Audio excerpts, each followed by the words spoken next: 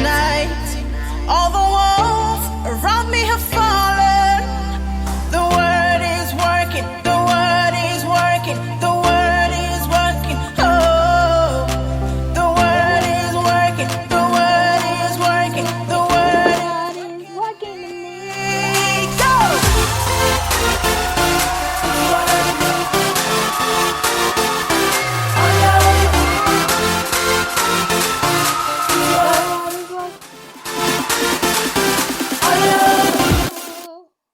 Hi, good afternoon, and I'm so excited. It's been an amazing 1 week of change for every one of us. Yes, and we've been on the 40 days guide in overcoming our bad habits and addictions, and it's been amazing. On the first day we talked about indiscipline. On the second day we talked about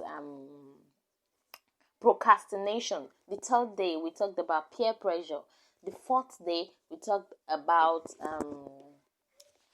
let me remember this. So let's just okay, when I remember I'll tell you guys. Okay, on the fifth day we talked about faking it. The sixth day we talked about pride. The seventh day we talked about the online life. Okay. I remember what we talked about on the fourth day now. Okay, so on the fourth day we talked about oh my goodness, I seriously remember right now. No, the no syndrome, yes. Our ability to say no. Yeah. Okay. So that's it. And it's been amazing. We're supposed to have a discussion yesterday on the group on WhatsApp, but I'm so sorry it did not happen like that due to a whole lot of things, okay, due to logistics, and I am deeply sorry for that. Okay, so today, what are we talking about? Today is the 8th day, and we're also having a discussion tonight by 9 p.m. Why this afternoon we are talking about a new series. So this week we are talking about the emotional series, managing your emotions. So that's what we'll be talking about. So this week we'll be talking about a whole lot of emotions: hatred, anger, anxiety, how to control your emotions, how to put them under check, what and what not to do, and all of these things. That's what we'll be talking about this week. So today, in the emotional series of overcoming our bad habits and addictions, I would like us to know that so many people put emphasis on IQ. So the intelligent quotient, we so much put our emphasis on it, but we forget EQ, emotional quotient. Very, very important. There are so many amazingly brilliant people who can't even handle themselves. They would always get embarrassed because of how they don't know how to manage their emotions. Okay, so that's why managing our emotions are very key in becoming that big person we should become. In becoming more, you can't skip that emotional ride. It's normal. People will get you offended. People will offend you. There's nothing you can do about it. In fact, if no one has ever offended you, I'm prophesying to you right now that somebody is going to offend you real big. Yes, it's a prophecy. Okay, they're getting prepared already. So it's a normal thing. It's natural. Friends fight. Somebody told me something sometimes ago. She said, if you have a friend whom you've never fought with, that friend is fake. That friend is definitely pretending. And I so agree with her, because it's true. How would you have a friend you've never fought with, or you've never disagreed on something? At least you would definitely disagree on something. Because you two are different people and you won't think alike and do things the same way. So we are still talking about emotions.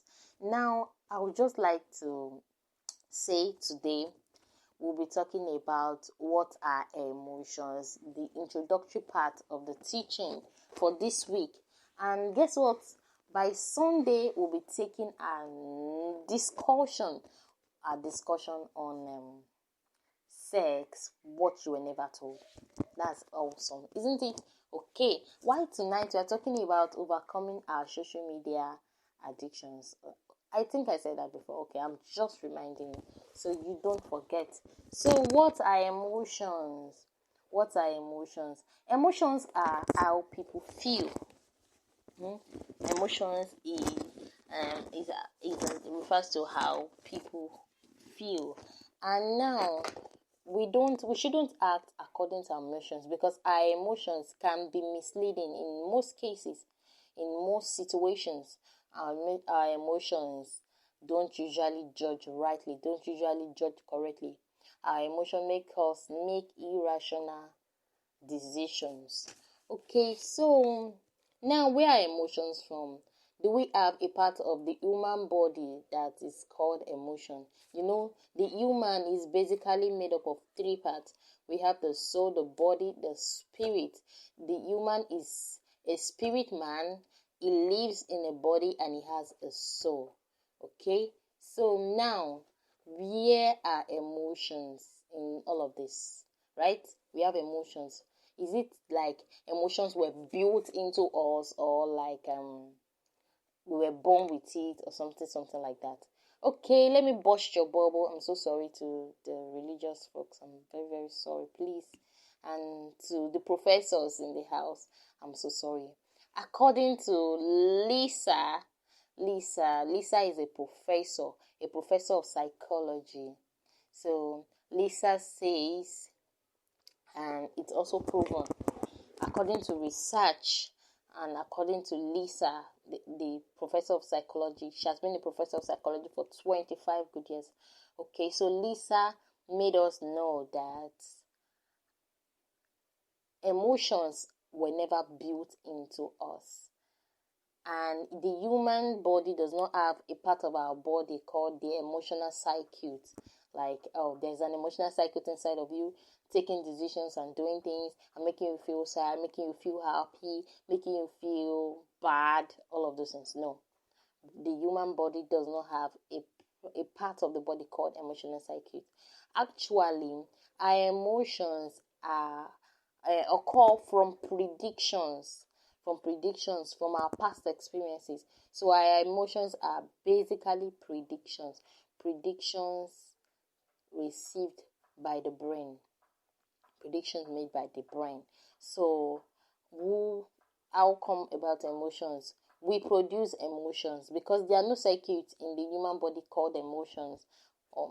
So we produce emotions, which means you are basically responsible for how you feel, whether you are feeling sad, happy, and anxious, sweaty, and all of those things.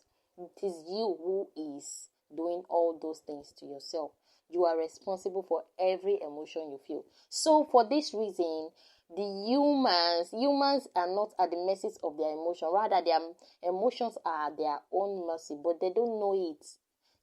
We always think like this emotion thing just come upon us. It's actually triggered by the brain. Your emotions are triggered by your brain. Quote me and quote me unreservedly. Your emotions are triggered by your brain, and you can control it. Okay, so I would like to share this story of mine on how I was able to overcome crush. I've shared this a number of times with a few people, and they found it really inspiring. And I think I should share it with young persons out there listening to this podcast right now. Okay, so some years back, I used to suffer a lot from crush. And I used to feel like it's my emotion, Yes, crush is an emotion. Okay, so anytime I see a really hot looking guy, like a guy that is really handsome, I can't contain myself. My brain begins to do some planning, like my brain begins to make plans for my wedding, for a wedding day that has not been picked yet. Very funny. Okay, so I can't stand handsome guys who are purposeful and who has a very nice voice. I'm not giving myself away. Those things don't work on me anymore. Whether you're ugly, whether you're fine, I don't know. I don't care. Okay, so that was how I was back in the day. But then when I decided that this is becoming unbecoming. This is just getting too much. And I won't let this ruin me. I won't let this crush of a thing ruin me. Then I realized that I had been the one doing those things to myself. Anytime, anything you dwell on overwhelms you. So each time your thinking in a way affects your emotion. So anytime you see a fine guy, a really hot looking guy who has all the qualities you want in a man, so anytime you meet this person and then you now begin to think about this person, you begin to dwell on the thoughts, you begin to imagine yourself getting married to him, you begin to imagine yourself doing things with him, you begin to imagine yourself you begin to imagine him asking you out, all those things like that. Before you know it, this thinking overwhelms you and it produces this, it triggers this crush feeling. It triggers your hormones. Your hormones then triggers this crush. Then you begin to see yourself daydreaming, and then you think you are in love. You are not in love. You are you are not in love. It's you. It's you who have decided to hold on to this person you are not even sure of is as amazing as you think. You don't know people until you get close to them. So girls, please, and guys too, please hold on to this. You don't know people until you actually get closer to them. Okay, so and some people say I'm in love. You're not in love, sis. You're not in love. It's you doing these things to yourself. So anything you dwell upon, anything you think about, it overwhelms you and it controls how you feel. It produces those feelings. So if you dwell on sad thoughts, you become sad.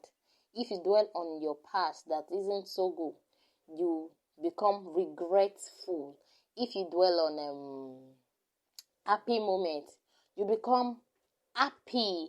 If you dwell on fulfilling moments, you become fulfilled. So you see that any emotion you feel is actually under your control. You are responsible for it. You are in control of it because you produce it. Your brain produces it. Okay, so this is my introductory part to emotions. Now, and this is why there is the need for emotional intelligence. Emotional intelligence is being sensitive to your emotions and the emotions of other people. Understanding how emotions work so that you can then use it in your own benefit. And so you can also use it to improve your relationships, because most relationships suffer from this lack of emotional intelligence. We've destroyed a lot of good relationships as a result of being too emotional, taking rational decisions, talking anyhow. Another thing that determines your emotion, apart from you thinking and dwelling on some kind of memories and experiences, that now leads to predictions made by your own brain. For example, a student that feels anxious, and immediately he feels anxious, he feels sweaty hands, and the hammering heart, like your heartbeat just increases suddenly, and all of these things. He thinks he's in trouble and is going to fail the test, especially if you get this feeling when you're about to write a exam or a test. This feeling could actually mean that you're about to do something new, something different. You're about to go a different road than you've been going before, and you're about to take up new challenges and you're about to win. It doesn't necessarily mean you're going to fail again, just as you've been failing. Okay, so I want you to listen to this podcast again and again so you understand the introductory part to emotions, and share this podcast with your friend. Okay, I love you. Bye.